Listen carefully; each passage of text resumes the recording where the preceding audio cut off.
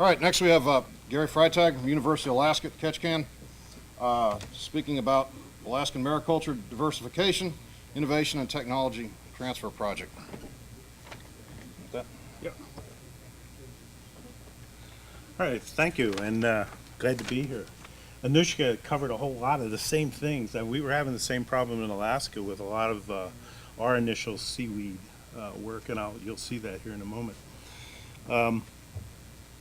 This project is associated with the fact that we have a very, very emerging industry in oysters. It's not a very big industry at this point. It has the potential to grow rather rapidly. In fact, there's a lot of effort going into that. And Ray Roland, in fact, many of you probably know, worked very hard at getting that industry started in the state, and it's progressing very quickly now. There's a lot of new farms, and it's starting to move along. But they're still facing issues. This talks about that. Now, why are we worried about mariculture? We have a big industry in our area dealing with salmon, but it's not farm salmon. It's called ocean ranch salmon. In the state of Alaska, they're not allowed to raise salmon to an adult size for sale, so they have to be released as smolt into the marine environment. That's kind of critical because since it isn't, it still provides a tremendous benefit to the fishermen, and also not just commercial fishermen, but sport fishermen and subsistence fishermen. They benefit greatly from the enhancement effort that they do there. It's one of the few things that we enhance in the region, and it was done by the fishermen. The fishermen actually promoted that in order to mellow out some of the ups and downs of marine survival. There's a lot of, some years you'd have great salmon returns, sometimes you didn't have great salmon returns. They wanted to mellow out those years that were low. And so they produced several nonprofit hatcheries and a state hatchery, and I've been working in that field for over 30 years as a research and evaluation manager for the Southern Southeast Regional Aquaculture Association. And then 10 years ago I started Extension, working with University of Alaska and the Alaska Sea Grant. So anyway, the reason we're thinking about mariculture is the state of Alaska is quite large. In fact, there's people wearing T-shirts there with Texas in the middle of the state of Alaska, and they say, "Isn't Texas cute?" kind of stuff like that. And the estimated shoreline, including islands and inlets, is somewhere around 47,000 miles of shoreline, which is a lot of shoreline. A lot of it is in protected areas. A lot of it is exposed coast. So we've got all kinds of environment to do things like raise algae. There's a lot of big bays. It was all glaciated in our area, so the fjords are very, very deep. I can go just out of my house, I can go out probably about 400 feet and get into 1,000 feet of water. So we've got deep water and we've got shallow water. We've got pristine conditions. There's not very many people in Alaska. You know, it's very, very unpopulated. So you've got this tremendous coastline, so we don't face those issues that a lot of people face with not in my backyard kind of thing. We have the ability to put farms in place. So anyway, there's a lot of room. This is the Salmon Hatchery that I was one of the manager of one of these. There's actually 4 for this organization.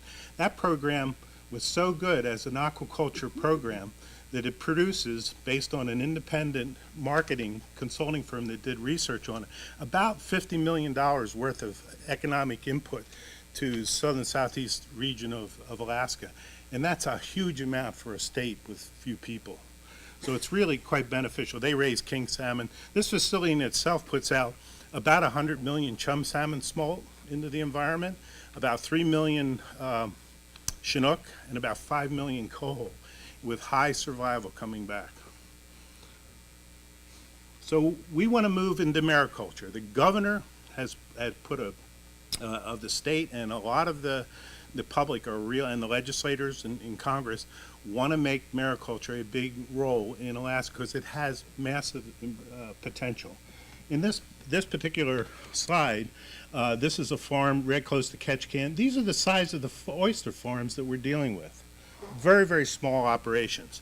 This one actually is pretty big. You'll see more shots of that one. It raises about 3 million oysters at this point. Most of the market for those goes into some local arenas, but They're being sold in Seattle. They're being sold in specialty restaurants around the nation. That's the way they're doing it. We went and put together workshops to identify. We put together a panel that a Mariculture task force, the governor supported as part of our extension to get the feedback from the public, who wanted to work on mariculture, what do we want to do, let's face the bottleneck issues that we see. We ended up in the oyster area, we faced the bottlenecks that we face were really the oyster culture itself is different. So we're working, and thankfully we have RAC to help us work on several of the issues associated with the oysters. That being some selected seed stock that is very, very productive in our area. So we've got a project that Ray actually had a lot to do with that works on that. We also are looking at ocean acidification. We're facing similar problems with ocean acidification that they're having on the West Coast. And all those issues are being addressed by a lot of the RAC research, and we're utilizing that research the best we can in our planning and our movement forward as extension. So seed supply, we also have issues with harmful algal blooms, HABs, which is paralytic shellfish poisoning. And so we decided we better do something to help these people diversify their oyster farms, because they can be shut down for several months while they're letting the oysters deprecate the saxitoxin out of their systems. And so we're going to work on marine algae as well. The farm sites, there's funding based on that. There's best practices, there's permitting issues. We're addressing all those systems in our work in Sea Grant as extension. Water quality sampling, site selection, all those things have been looked at by our work in extension and Sea Grant. We're also looking at the market and transportation and training. In a state that large, transportation becomes a huge issue. So, very labor intensive. How do we adjust, help these people be more successful? This is an oyster farm near Back Island, that one that was in that first picture. And this, I was just out there 3 weeks ago, took these pictures. He's raising about 3 million oysters. He's also got some invasive species, things that I'm involved as a Sea Grant agent that I bring into there, looking at how we deal with invasive species and those kind of things. So we're working. He's got a tremendous problem with sea stars, by the way, which is interesting. We also explored things like some of the manuals from different agencies. In fact, Connecticut, I'm sure we've used some of your technology, Anusha, and some of the Maine work, and then we're working with a California outfit that is doing quite a bit of oyster work and algae work. But we actually put together a grant where we chose 9 of the key farmers in the region, using them as a pilot plant to address new types of gear that makes the culture. The culture is really, really intensive. They have to work on these big, long trays and there are ways of doing a lot of this automated by just being able to flip things over to break the sides of the shells off, which you want to do, and get a better quality oyster. And so here's gear efficiency. We provided the gear to them in our grant and as a pilot study to see, and they make the decision. They use it, we show them how to use it, and then they make the assessment of whether or not this gear is going to improve their efficiency and be more economical. We also addressing the seed supply. We had a facility here that I was part of originally as going to be a marine science center that didn't work out because we had competition. We were competition to the tourism interests of the region. They didn't want to be able to have people coming down there not going to my tourism lighthouse thing, you know. So we transferred that facility into a seed incubation system there, and right now we're just using larvae and growing algae, and this is Oceans, Alaska. This is where they raise the seed. They bring the seed up to the level where they can go out to the farms. We also are addressing the ocean acidification issue. We have what's called a percolator. It's made by this guy, Burke designed it, and it just doesn't measure pH in acidification. This is a shot of it in the Oceans, Alaska facility, and it actually, there's 2 sites for them. There's one at Ketchikan right here, and the other one is up here at the Seward Hatchery in the Alutech hatchery up there that we're dealing with. And it measures things like, as you can see on the side there, alkalinity, CO2, total CO2, omega aragonite concentrations, pH, all the parameters. And it does a real good job of giving us a much better feel for salinity issues. I also do a lot of outreach with schools in the area because we're going to need people to run these farms if we can get a real going. So this is me with, a couple weeks ago, I went down with a remote operated vehicle and collected seaweeds down there. And you'll see a little more of that here in a minute. This gives you an idea of why we're interested in this. This is the bottom line here is the wild harvesting. This is internationally the growth of the farmed portion of this. We don't think it's feasible in our area to really do wild harvesting of the wild algae because it's too much of a habitat issue.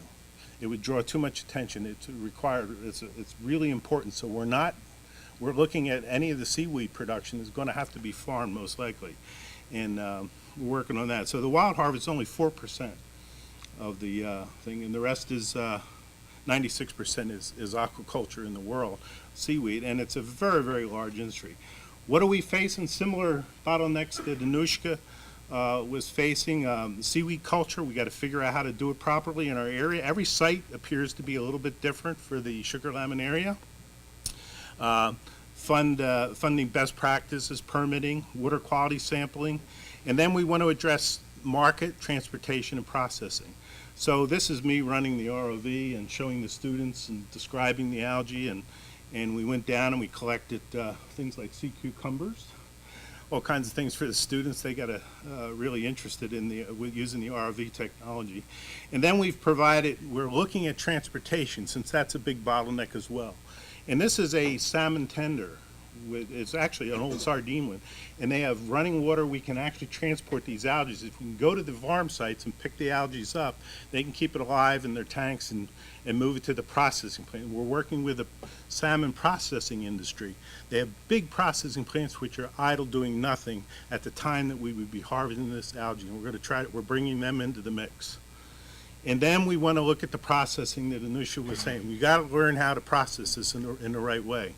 And we're looking at stabilizing energy needs, desirable products, doing all the research at our Fish Tech Center in Kodiak that has all the equipment. They've been doing all the HACCP work and all the equipment they need to do all the processing there.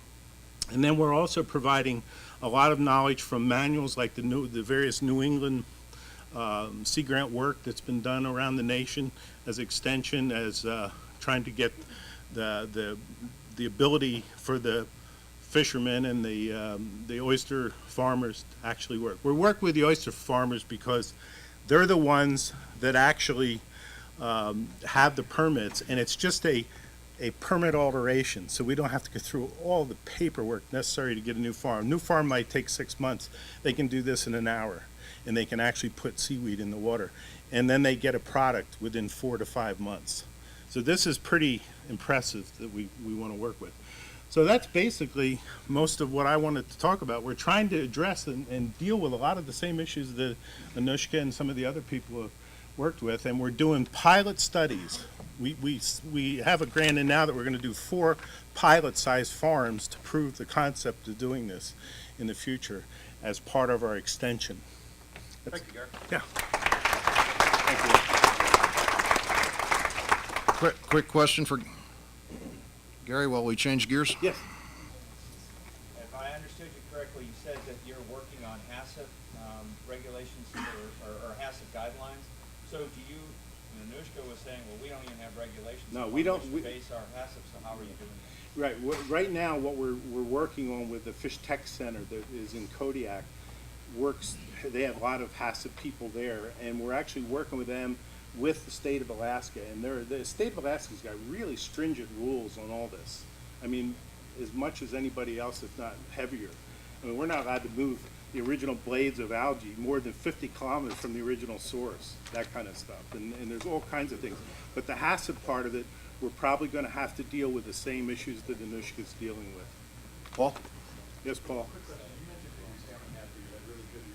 Yeah. 10% on the coho, we get 3 to 4% on king on a regular basis. We get sometimes well over 10% on our coho. But our coho are different than your coho. Ours are a 1-year ocean fish, and they come back as 12-pound coho. So they're real aggressive. Very good. Okay, I think we're going to have to move on here. We've got